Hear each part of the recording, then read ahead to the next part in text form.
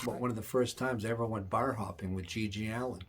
It was in Manchester, New Hampshire, of course. You know, Manchester's a lot like his first album. Always was, is, and always shall be a shitty mill town. Up until 1989, the landmark of Manchester was the Notre Dame Bridge, spanning the Merrimack River. This old shitty bridge, they had to take it down, and the town folks, they were upset. They signed petitions. They wanted to keep that shitty bridge up there.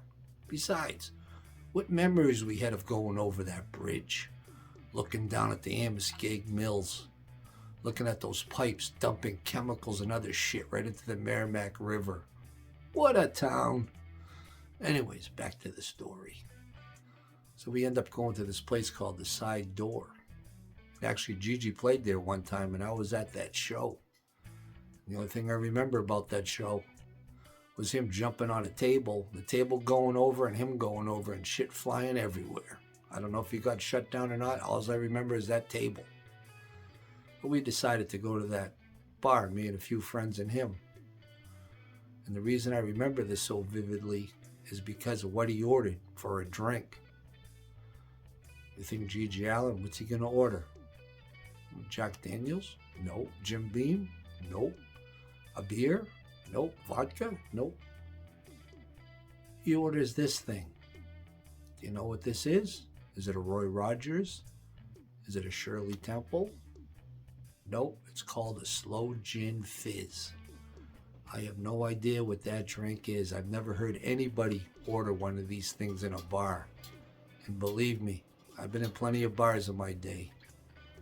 He's the only person I've ever seen order one of these drinks. I have no idea what the thing tastes like. Looks like something your grandmother would order. But that's what he ordered. Another thing I remember about that night is in this bar there was a lot of mirrors going down these walls all over the place. And I'm a people watcher, so every time I looked over at Gigi, he was looking at himself in the mirror. Must have been 30 times. This man, he did not meet a mirror he didn't like. I mean, it was almost like obsession, looking at himself all the time in the mirror. And Gigi used to talk a lot about jerking off, and now I think about it, he might have been jerking off to a mirror, not a porn magazine. That's not narcissist. I don't know what is. But Gigi was a great guy going out with. He was very unassuming. I mean, he'd wear his GG Allin vest, you know, his Beetle boots, his red or white corduroys, and his long sleeves striped shirt pretty much all the time.